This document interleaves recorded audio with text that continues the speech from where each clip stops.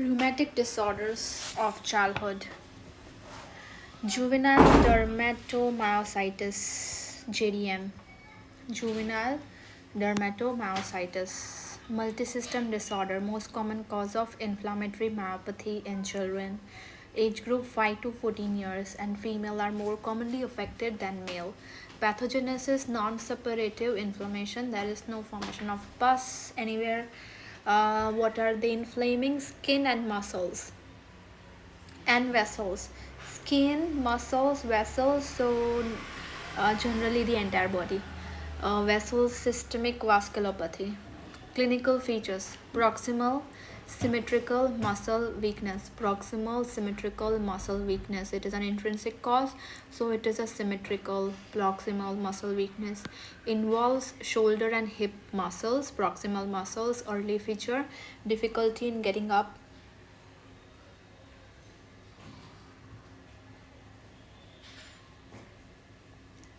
difficulty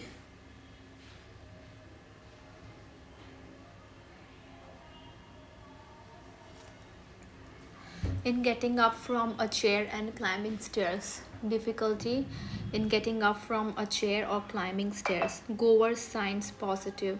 Using distal muscle, for example hand, as support over proximal muscles.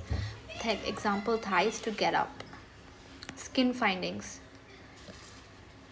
you have your Gottron papules, then heliotropic rash, violaceous discoloration, periorbital edema, violaceous discoloration, periorbital edema, Gottron papules again, red scaly lesions over extensor aspect of metacarpophalangeal joints and interphalangeal joints, and shawl sign, reddish discoloration in neck and other part of the chest. Nail findings: periungual erythema, dilated nail fold capillaries on nail fold capillaroscopy. Investigation. Nail findings: periungual erythema, dilated nail fold capillaries on nail fold capillaroscopy. Investigation. Dilated nail fold capillaries on nail fold capillaroscopy. Investigation. Diagnosis: essential criteria is rash, heliotrope rash, and Gottron's papule is a major criteria, essential criteria for juvenile dermatomyositis. Rash, heliotropic rash, and Gottron's papules.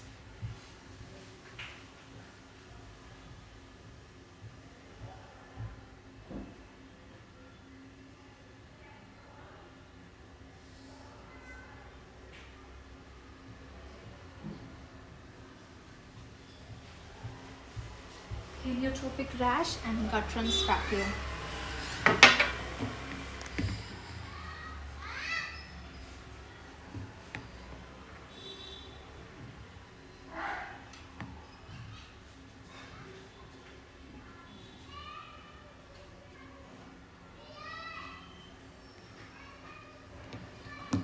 That is the essential criteria, your rash. Other criteria: any three of the following.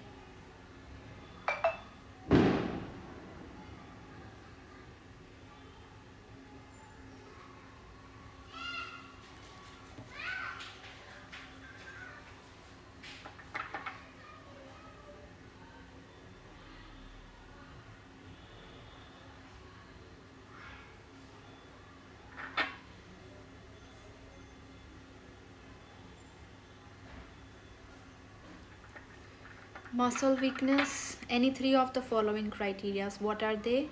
First is muscle weakness, proximal and should be symmetrical. So it should be proximal muscles and symmetrical. Elevated muscle enzymes. Which muscle enzymes are elevated? CPK, aldolase, and LDH. CPK, aldolase, and LDH are elevated in juvenile dermatomyositis. If patient comes with this complaint, the next investigation to do is creatinine. Electromyogram, then you can go for electromyogram. First you can do a creatinine as well.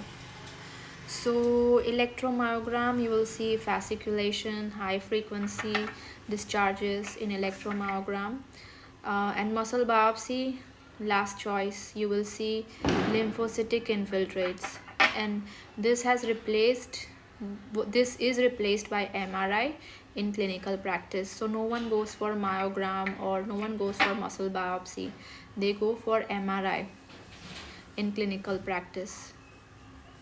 Myositis specific antibodies used to monitor progress.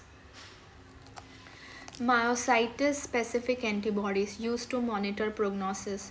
What is used to monitor prognosis?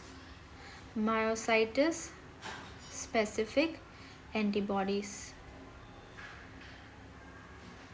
Myositis specific antibodies is used to monitor prognosis in juvenile dermomyositis.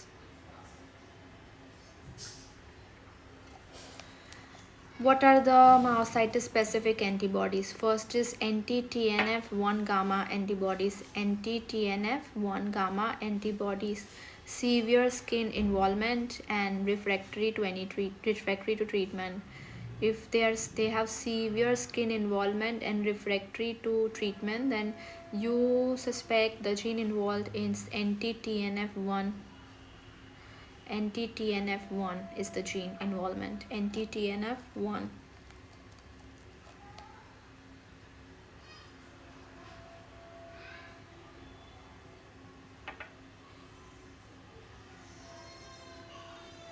Anti-TNF1 antibodies. Anti-MI2 antibodies. In that, you will have you can't read this, muscle involvement, anti-MI2 antibodies. You will have muscle involvement and good response to treatment. You will have muscle involvement and good response to treatment.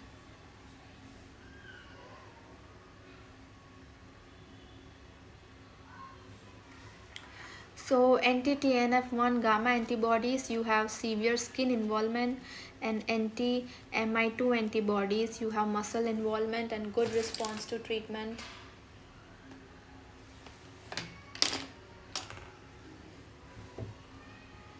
Treatment, you give steroids and methotrexate. Steroids initial treatment, IV methylprednisolone, taper with oral prednisolone. So what is the treatment for juvenile dermomyositis? First is steroids, you give IV prednisolone and then oral prednisolone. And second is DMARDs, methotrexate, maintenance therapy weekly for 2 years. Like rheumatoid arthritis, where you need methotrexate injection once every 2 weeks or once every month.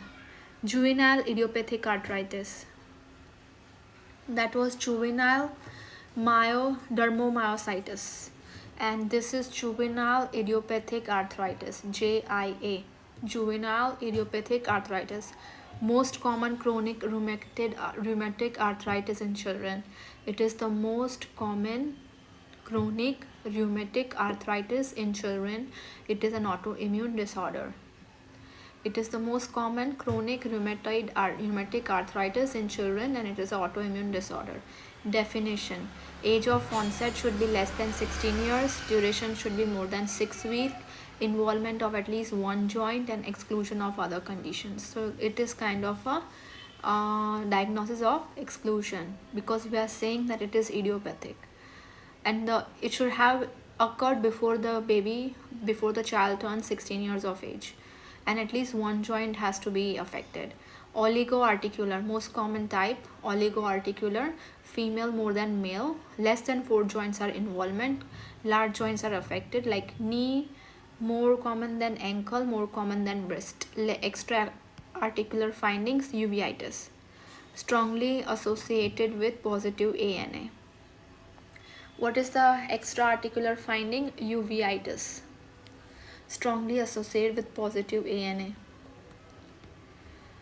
Polyarticular juvenile idiopathic arthritis. That was oligoarticular, this is polyarticular. Polyarticular, you have your rheumatoid factor negative and rheumatoid factor positive. Age. Rheumatoid factor negative, any age up to 16 years. If it is positive, then between 9 to 11 years. Joints affected should be more than 4 for polyarticular. Knee, hip, wrist. Rheumatoid factor positive, then the joints affected are metacarpophalangeal joint, proximal interphalangeal joint, cervical spine, temporomandibular joint. Symmetry in seronegative, asymmetrical, seropositive, symmetrical. Association, uveitis. Uveitis is commonly associated with ANA positive. Uveitis is commonly associated with ANA positive. Rheumatoid nodules are seen in seropositive, like elbow, occiput, Achilles tendon, you will see rheumatoid nodules. Systemic juvenile idiopathic arthritis. Systemic juvenile idiopathic arthritis happens more commonly in males than female. There is a quotidian fever, 1 to 2 spikes every day. Quotidian fever, that is 1 to 2 spikes every day of fever. Do you have arthritis? Any one of the following: salmon colored, non-pruritic, evanescent macupapular rash, hepatosplenomegaly, lymphadenopathy, serositis, pleuritis, pericarditis. Serositis like pleuritis, pericarditis, Kibner phenomenon, lesions along the line of superficial trauma. Kibner phenomenon, lesions along the line of superficial trauma, that is Kibner's phenomenon, right? So that happens in your systemic juvenile idiopathic arthropathy, which is more common in males, which has quotidian fever, 1 to 2 spikes per day.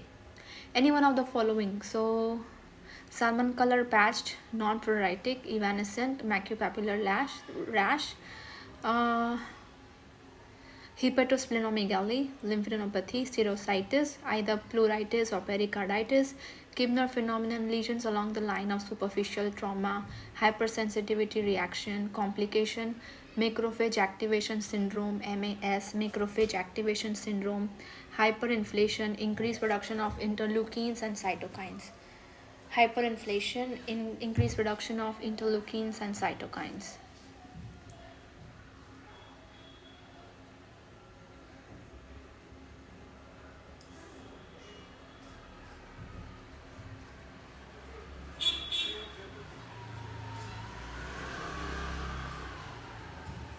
Hyperinflation, increased production of interleukins and cytokines, continuous fever, drop in cell counts, especially thrombocytopenia. Hypofibrinogenemia due to consumptive coagulopathy, low ESR. Due to consumptive coagulopathy, you will have hypofibrinogenemia and you will have low ESR. Increased ferritin and increased triglycerides. Hemophagocytosis on bone marrow biopsy. You will see hemophagocytosis. Psoriatic arthritis. Female more common than male. Arthritis, psoriasis, and any two of the following: nail pitting, dactylitis, inflammation of the finger, sausage disease, primary relative with psoriasis. All this you can say that they have psoriatic arthritis. Enthesitis related arthritis. Enthesitis means inflammation of the tendons. So it is more common in males than female. Inflammation of tendons, ligaments, asymmetric arthritis of lower limb joints. HLA-B27 association can also present with sacroiliitis and precursor to ankylosing spondylitis. You can see nail pitting. So they have most common is the Achilles tendon. Involvement, difficulty, pain in when they are walking, sharp pain.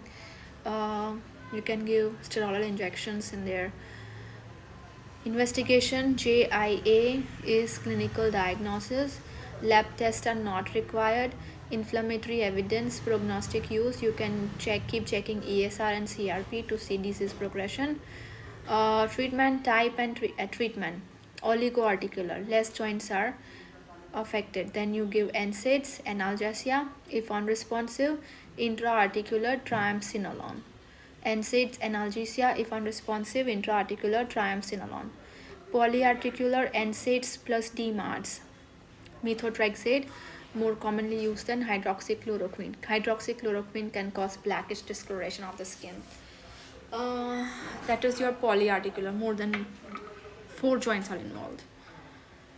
And systemic.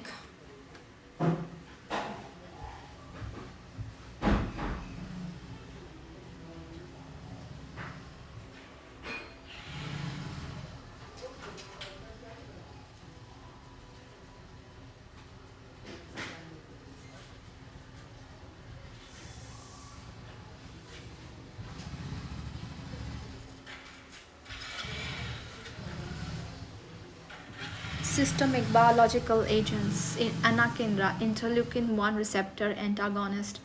Anakinra, interleukin 1 receptor antagonist. Adalimumab, etanercept, anti-TNF alpha antibody. Tocilizumab, anti-interleukin 6 antibody. That is systemic biological agents. Anakinra, interleukin 1 receptor antagonist. Adalimumab, and etanercept, anti-TNF alpha antibody. Tocilizumab, anti-interleukin 6 antibody. Henoch scoline purpura, HSP, IgA vasculitis. Henoch scoline purpura, HSP, IgA vasculitis. Multisystem small vessel vasculitis. So it is a multisystem small vessel vasculitis, most common childhood vasculitis worldwide. Most common childhood vasculitis worldwide, age 4 to 8 years of age. Pathogenesis, leukocytoclastic vasculitis, deposition of neutrophil debris in inflamed blood vessel wall. There is leukocytoclastic vasculitis. Leukocytoclastic vasculitis. Deposition of dead neutrophils in inflamed blood vessel walls. Fibrinoid necrosis. You have fibrinoid necrosis. IgA deposits. Clinical feature, palpable purpura. You can feel the purpuras. Most common and characteristic feature is palpable purpura. You cannot blanch it. It is not due to any platelet disorder. Location, it is in the dependent part, lower limbs and genital areas in males. Thrombocytopenic purpura can be seen in all over the body, but this Henoch scoline purpura is seen in the lower limb, dependent part or genital area in males. Other features is abdominal pain, postprandial, intermittent, periumbilical colicky pain, abdominal pain, postprandial, intermittent, abdominal pain is postprandial, intermittent, periumbilical, and colicky. Joint involvement, arthralgia, arthritis in ankle or knee joint. Which joints are involved? Ankle or knee joints, the big joints.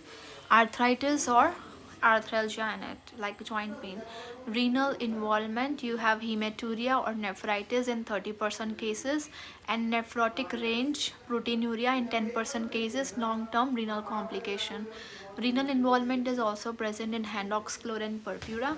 30% cases you have hematuria and nephritis, and nephrotic range proteinuria in 10% cases, and there could be long-term renal complication if you see this. Investigation, you can do a skin or kidney biopsy, usually not required. It's a clinical diagnosis, you do not need to do any biopsy, but you can do a skin and kidney biopsy. What will you see? Like we said, leukocytoclastic vasculitis, IgA deposition on immunofluorescence, IgA deposition on immunofluorescence. Diagnostic criteria, essential and additional. Essential, raised palpable hemorrhagic skin lesion in the absence of thrombocytopenia.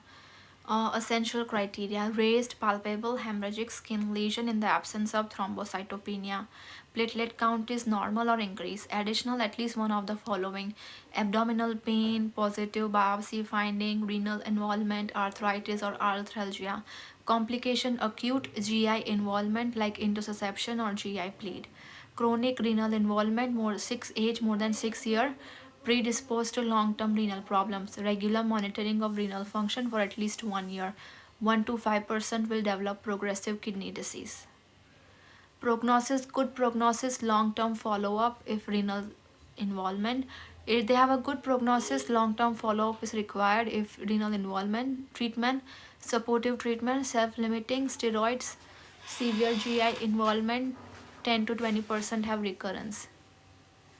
Kawasaki disease, medial vessel vasculitis, primary coronary arteries, most common childhood vasculitis in India, age less than 5 years, idiopathic etiology. Stages and clinical manifestations. Medium vessel vasculitis, primary coronary arteries, most common childhood vasculitis in India, age less than 5 years, idiopathic etiology. Stages and clinical manifestation.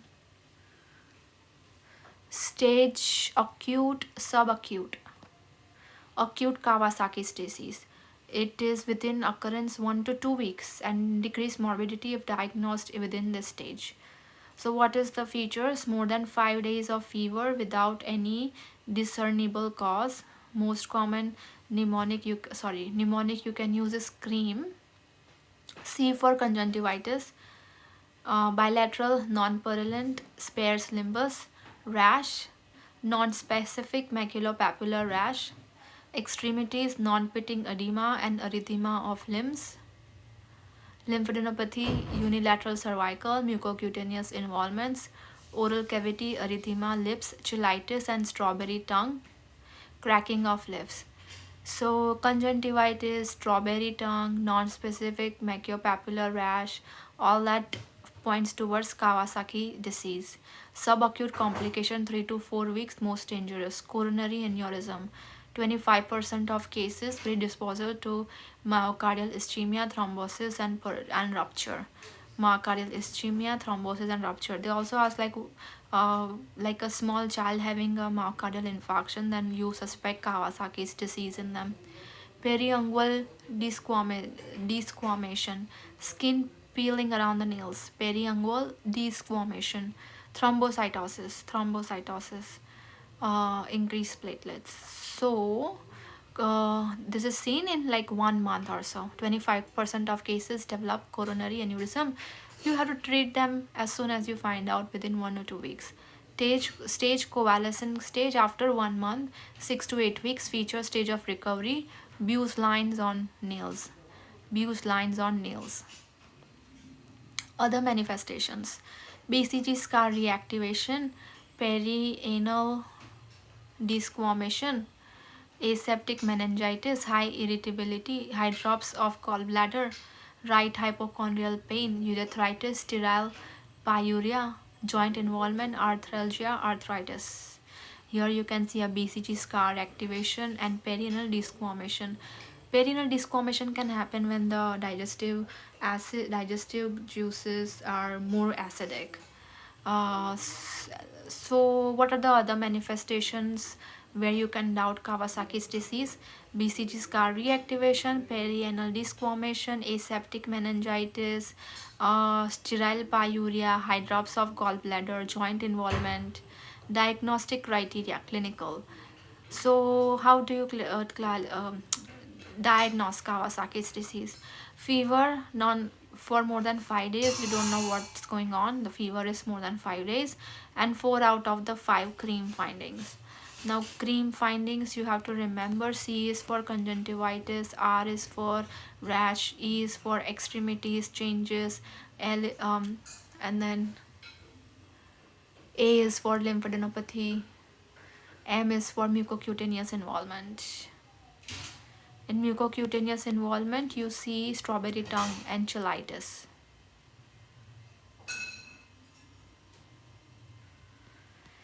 Investigation: blood count and platelet count. Normal in acute phase, increased in subacute phase. Clinical manifestation of Kawasaki's disease. This is the timeline.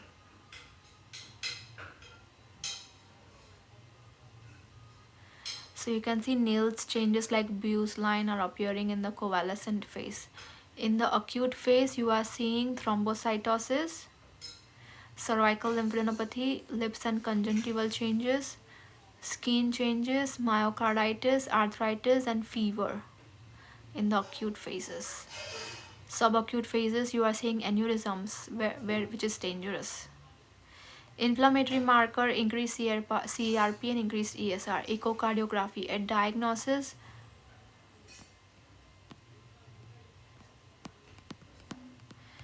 Echocardiography at diagnosis normal.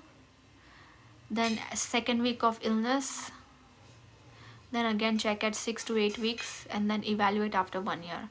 So how will you remember? You at the time of diagnosis you check, then at half month, then at 1 to 2 months, and then directly after 1 year. Anytime you have abnormal echo, then just keep doing repeating echo more frequently. Atypical in a complete Kawasaki disease. Fever more than equal to 5 days plus 2 out of 3 cream features, or infant with fever more than equal to 7 days plus no other manifestation. ESR more than 40, CRP more than 3, echocardiography, cardiac involvement is seen, treat as Kawasaki's disease. You see fever, no other manifestation, you see increased inflammatory markers, you do echo, cardiac, heart is involved, then you treat as Kawasaki's disease. Treatment, intravenous immunoglobulin, treatment of choice. What is the treatment of choice? Intravenous immunoglobulin. You know it's a Kawasaki disease, then how do you treat it? Intravenous immunoglobulin, dose 2 gram per kg. It is in grams, doses in grams, 2 gram per kg. Decrease risk of coronary abnormalities to 2 to 3% cases. Aspirin, anti-inflammatory dose of aspirin, 75 milligram per kg till child is afebrile for 48 hours. Antiplatelet dose, 3 to 5 milligram per kg for 6 to 8 weeks. Echocardiography normal, stop aspirin, abnormal, continue aspirin long term. So what are you giving to the child? You are giving immunomodulators, intravenous immunoglobulins, 2 grams per kg dose, and you are giving aspirin anti-inflammatory dose 75 milligram per kg until you have a normal echogram.